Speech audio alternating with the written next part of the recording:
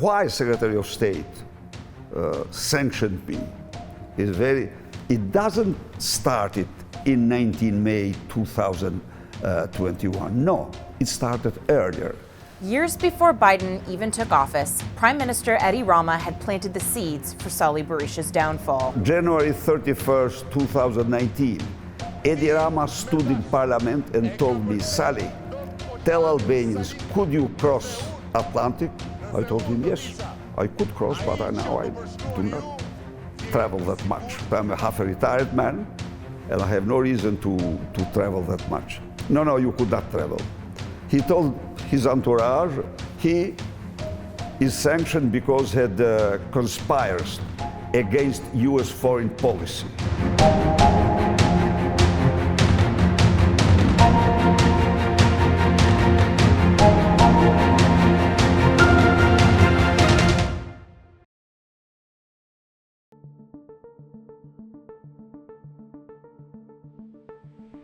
The first ever democratically elected president of Albania from 1992 to 1997, and its prime minister from 2005 to 2013.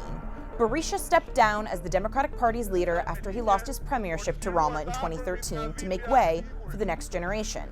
But, always a firebrand, Berisha continued to make headlines, publicly pushing back on Rama's coziness with the Soros family and the Open Society Foundation, especially when Rama allowed the Open Society Foundation to draft Albania's constitutional reform in 2016. Edi Rama shkeli marrëveshjen me urdhër George Sorosit.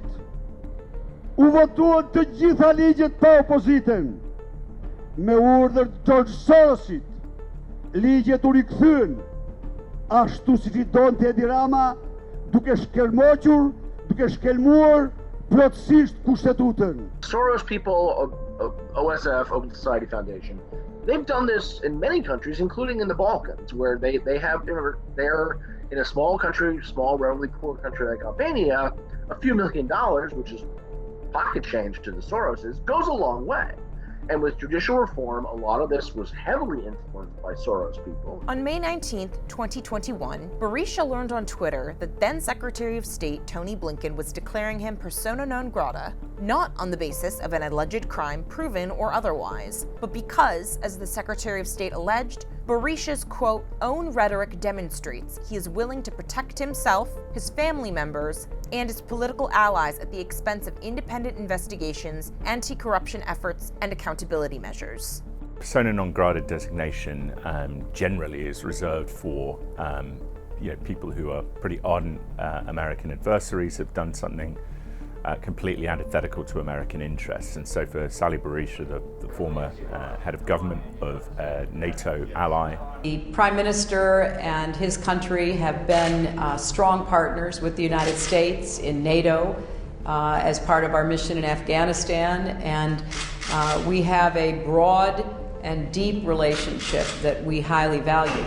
Otherwise pro-American figure to be designated in this way was pretty striking as an indication of the Biden administration's essentially great displeasure. By September, the Biden administration has succeeded in cajoling Lozim Basha, then the head of the Democratic Party, into expelling his former mentor from the party. They finance zero public money to all our candidates in all of the country. We own around 500,000 votes.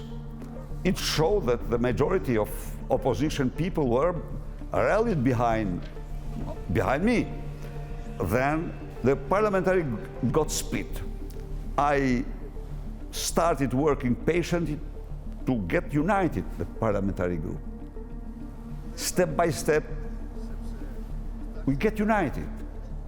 And this was the last blow to all efforts. For you to be, again, the leader of the opposition. For all efforts to leave Albania without opposition.